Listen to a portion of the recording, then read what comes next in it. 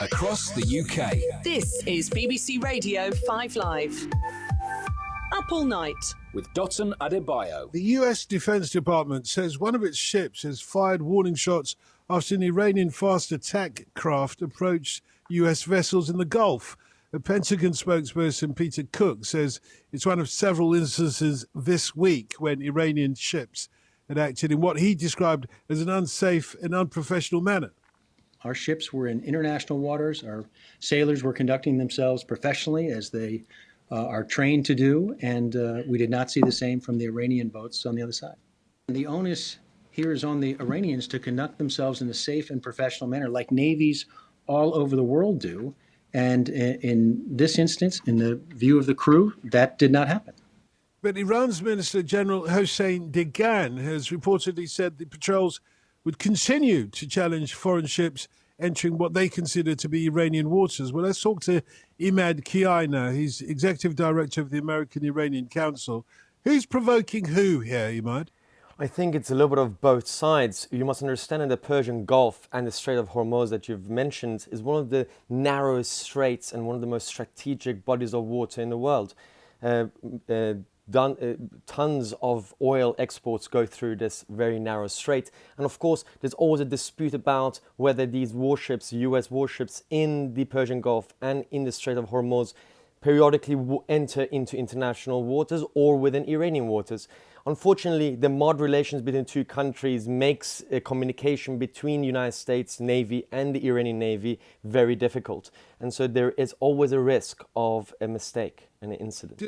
Does the narrative to this current state of challenges, does it go back to when those American sailors were detained earlier on in the year for straying into Iranian waters? This was one instance, and as you can, if we go back even further, there was also British Navy sailors who were also arrested temporarily by the Iranians as they veered into Iranian waters. So unfortunately, the history of incidences are lots of them. And the only way forward is to acknowledge there are basically three major reasons for this. One is that there is no communication between the Iranian Navy and the United States Navy, so there's no mechanism to mitigate these instances. Number two, there's also a domestic dimension to this, where the IRGC, or the Revolutionary Guard, is trying to maintain its grip hold on not just the Iranian economy, but also its space within the military and defense, as the Rouhani government tends to reduce in many ways the influence of the Revolutionary Guard in all of its spheres within Iran.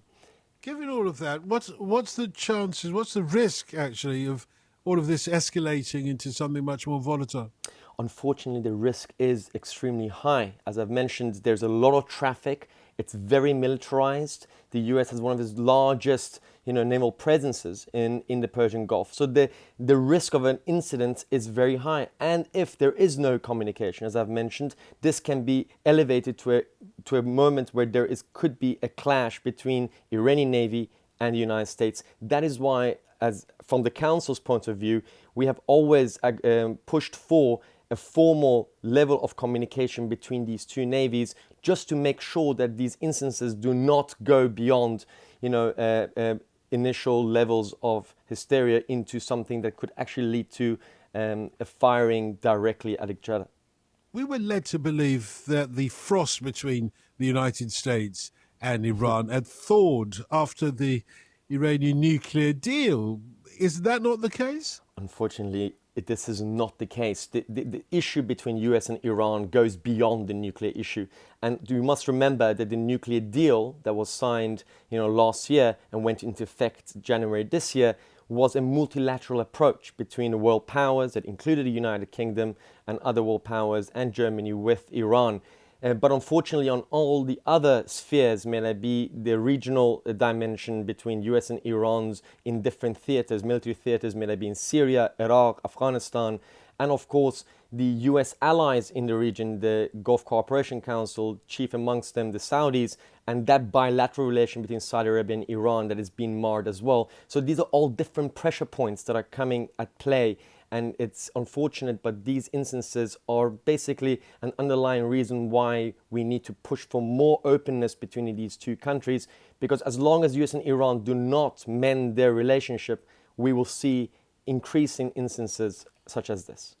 Will the election of a new president in Washington in November affect US-Iranian relations in any way? Well, that's going to be a tough one depending on who will be the next president of the United States. Both parties, both Democratic and Republican nominee, Hillary Clinton and Donald Trump, tend to have quite hawkish positions on Iran. Less so on Hillary Clinton's side, but I'm not very hopeful that regardless of who becomes president in the White House, that we can, forge a new beginning between US and Iran. As you must also acknowledge that on both sides there are conservatives and hawks who want to maintain the mild relationship between these two countries. Well, indeed. So, from the Iranian side, any chance of the status quo, political status quo, changing to bring about a much more cordial relationship between Tehran and Washington? It is in the process. I mean, Rouhani is also going for re-election next year. And this is the play that is happening within the country. The IRGC, the Revolutionary Guard, maintains a lot of power and influence in the country. And this administration of Rouhani is trying to reduce that and open up Iran to the international community, and specifically through economic vitality for the country. So these internal forces are also at play, but I'm hoping that if the economic conditions in Iran improve, and if the nuclear deal does open up economically for Iran to be more integrated into the global economy, this will help the case of Rouhani in his re-election next year. And if he gets a second term, I'm hoping that with that and a new administration for another 4 years, they will be able to push through the reform and moderation policies that they've been aiming to do so in the past 3 years. Emad, thank you. Always a Emad pleasure. Kiyaei, he's the Executive Director of the American-Iranian Council.